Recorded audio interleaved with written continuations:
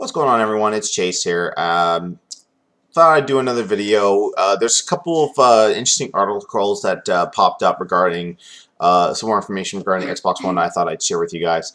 I'm going to try and keep this as positive as possible because on several other podcasts, and including a video I uploaded, I've shown my distaste for the Xbox One and their standards and practices over this E3 weekend. I will touch on one little negative thing. The main guy from Microsoft had an interview with Jeff Keighley, and Jeff Keighley basically asked him, what are you doing for those people who won't be able to use your Xbox One because they don't have high-speed internet, they don't have reliable internet, they live out in the boonies where they don't have, they're barely able to get satellite television or cable television. And his response was, get a 360.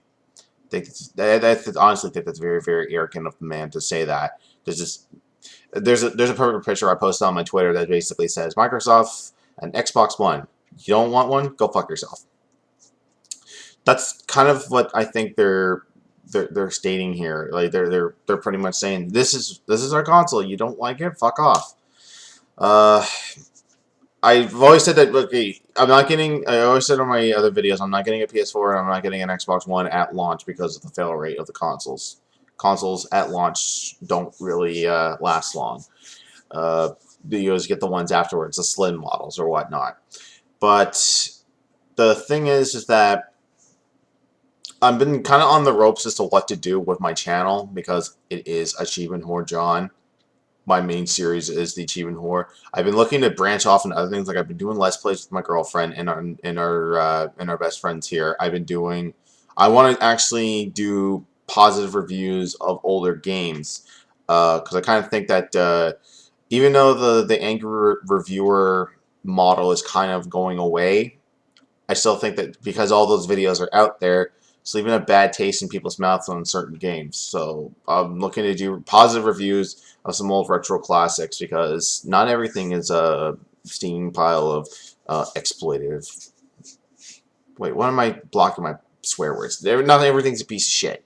There's some good in everything. I want to look into that.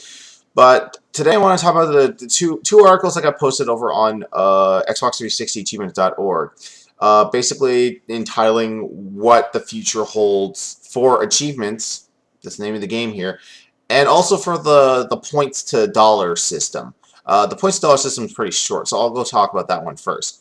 So basically, as they announced at E3, no more Microsoft points. No 400, 800, 1200 to buy an Xbox Live game or DLC. Everything's going to be converted to real currency, real dollar values. Now, a lot of people are thinking, okay, what about the extra points that I have? Like for me, example, I have about 130 points right now. That's just accumulated over the Xbox Live Rewards program for doing surveys and other stuff, rebates. Because with the achievements I have, I'm in that tier where I can get like a 3 or 4% rebate on my purchases on XBLA. So, they said that it's going to happen around autumn to coincide with the launch of the Xbox One.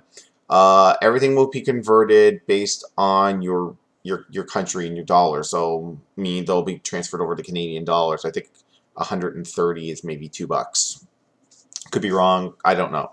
Now, they're saying that there's tons of point cards that are still out there that are being sold at electronic stores, at game stores, even at mom and pop convenience stores. They have those little racks of gift cards that you can buy. They are asking, what about those? They said that you can still redeem those through next year, but it'll maybe a little less than that. So I think they're going to give this model of these gift cards another year. And then once they said we're not converting anything else, toss out all the cards that you have. Because there's a lot of retailers out there with the points cards. They'll actually mark them down a little bit, or they'll give special deals. I think Amazon is a company that will mark down these cards, especially like your subscriptions and all that. They'll mark them down to kind of clear out inventory, and that's a benefit to the consumer because you get a lot of points and you don't have to spend a lot of money. Looking through the article, that's about it. It's pretty simple. It's just that's the conversion rate. So let's talk about Xbox One and the achievement system. What's going to happen? Because a lot of people, I guess, I don't know if this is going in Canada or not, but if you pre-order the Xbox One through Microsoft Store, you get an achievement. It's a 0-point achievement. It just basically says, "Hey, I pre-ordered it. I'm supporting Microsoft," which I am not doing. I'm gonna stop for a second. I'm so on the fence right now. Like, I want to be part of the group that bands together and says, "No, Microsoft, we don't like what you're doing. We're not going to support you on this." Then again, this is this is my stick. But then again, I'm thinking I should change this stick because of that. So I'm really conflicted right now. I'm more leaning towards the point of not supporting Microsoft until they fix these issues. Or at least until the console gets to a reasonable price, and I'll just be like, you know what, it's been out for years, you're not going to do it, fuck it, I'll go out and buy it, but you're not getting my $500, you're going to get my $250, because I'll still support the 360, because that shit will work offline if I want to. If I want to take it to a friend's house, I don't have to have the restriction of playing for an hour. So yeah, off that rant, talk about the achievements. So here's one of the key things that they pointed out.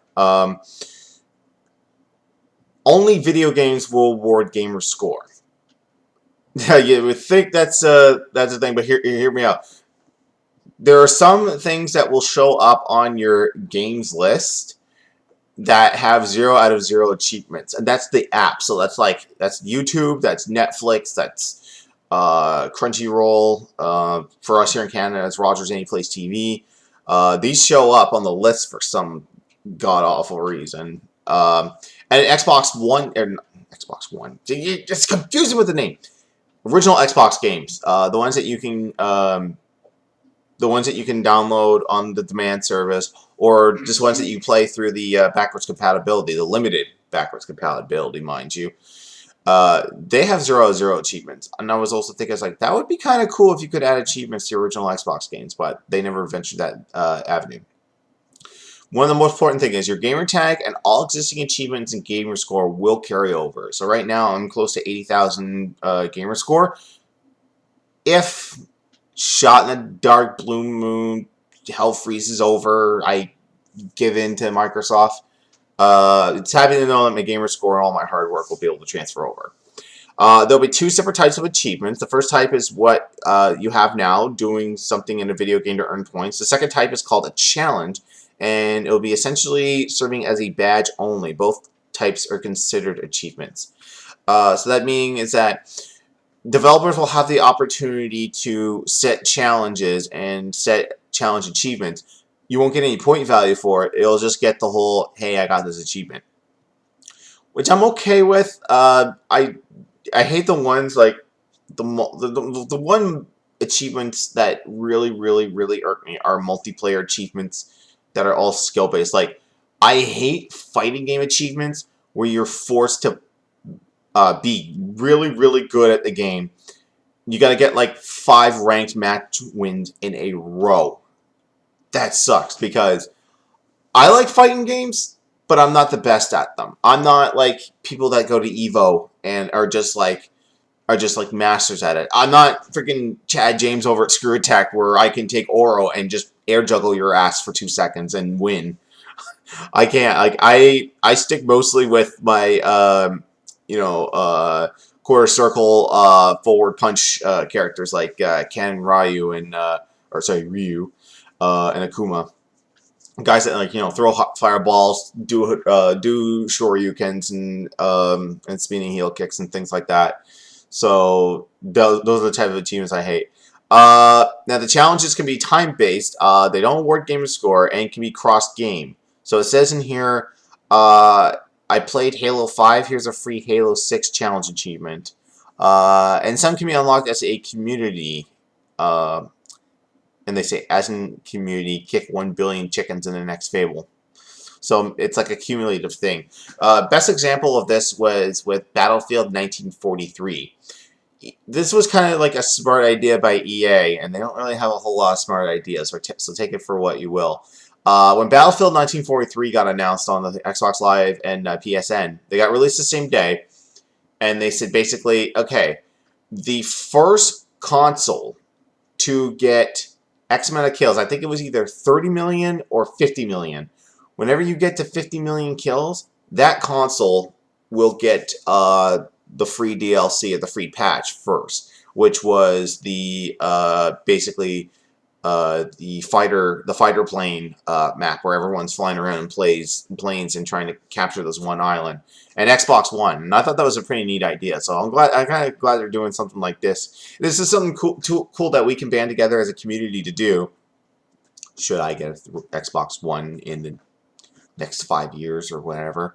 But I think for all of you that are getting an Xbox One day one and continuing on with the achievements process and that, I think this is a cool idea, because this is the nice thing that says, all right, everyone's all band together, forget your quest in Fable 4, go kick chickens for 6 hours, let's get this achievement together. And I also hope that when they do these type of community achievements, the last person to contribute to that, like say like if they can figure out who does the 1 billionth kick of a chicken, their name gets engraved. So it's just like the last person to kick a chicken and get the 1 billionth kicking chick was Supergrover 506. And then you'll be immortalized forever as the person who sat there with the X button constantly kicking chickens. Now, both types are cloud-powered, allowing free additional achievements if a developer chooses, no longer tied specifically to DLC, and developers can change an achievement if it's too easy or hard, or if they simply like people to explore that tiny little island that no one bothers going to at the bottom of the map. Developers can also run contests or polls for the community to create or vote on the next achievements added to a game. That's a cool idea. I like this idea that developers can like add stuff, like they can add stuff like this. It's like they can probably look at a game and be like let's say like if Square Enix makes Just Cause 3, and they keep that Pie Island that was a secret in Just Cause 2, or the Lost Island, but like nobody goes to venture off because that's too far down the map, because it's a really huge map. They could just be like, okay, if we add this little tiny instance, let's say like the Lost level, and you can somehow kill the smoke monster. I don't know anything about Lost. I never watched it, but that's all I can gather from it. Let's say you can kill it. It's like, okay, we know you got these achievements, but we're going to put another one. We're pushing it to the cloud. Go to the Lost Island, kill the smoke monster, you'll get an achievement. I like that idea. And I like the fact that it's no longer tied to DLC. That's one of my biggest gripes with Minecraft. Minecraft, you can get the achievements no problem. I did a video of it. They're pretty easy to get. The ones that are most time-consuming are On a Rail, When Pigs Fly. Trying to think of the other one. Might be the Nether Portal, because trying to find diamond is pretty hard and doing all that. Yeah, those are the longest ones to do. But then after that, you're done. I mean, you can do all the game types. I mean, freaking Rooster Teeth has done an amazing job of giving you different game types and, you know, coming up with new ideas on how to play Minecraft. But there's no new achievements for it. Like, there's plenty of achievements on the PC version. There's achievement to get diamonds. There's an achievement to make this tool. Like, they all branch off into, like, little trees for you to do.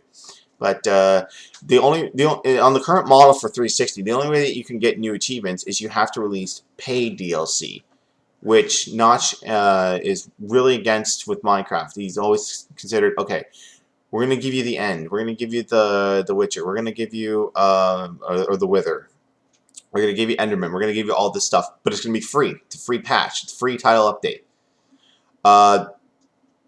If they want new achievements, they have to release a tile update, and they have to charge for it, which they're totally against. But I'm totally for this adding achievements to a cloud base and developers being able to change it. I really like it. Like, I hope they do this for fighting games as well, where they find that a small percentage of the community can't get those ranked ones, so we're like, okay, we'll just take that one completely out, or we'll wait till that you just have to win a ranked match, and you may have already won that. So like, okay, here's the achievement.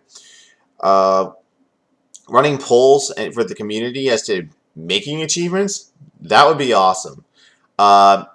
I always said there should be some like really funny uh, achievements for like in wrestling games. They should uh, take into account uh, the meme community, and I think a lot of people have done that. Uh, that's my girlfriend's phone ringing. uh, One of the ones I would like to see, maybe in WWE 14, you beat Bret Hart, but you don't go all out. You don't beat him with a finisher. The achievement could be 4 out of 10. Because that was the mean, like, I think he gave that to Triple H as far as, like, his status as a wrestler. He's like, oh, I didn't like 4 out of 10. And then the meme community took that and ran with it. Maybe there could be one where, I don't know, based on, do a bunch of taunts as Fandango to get the crowd to do your theme song and Fandangoing. That could be a good idea. That could be a good... See, Microsoft, I'm giving you gold here. I'm giving you gold. But the only thing you're not doing is you're not giving me gold. You're not saying, okay, we have to pull back on these restrictions a little bit. Now, consumers can unlock digital artwork, new maps, unlockable characters, and temporary stat boosts via achievements, as well as sneak preview content, early access, or subscription extensions. It's not limited to games, video and music apps. Will have achievements as well. Yeah, I heard about the whole watch TV, get an achievement thing.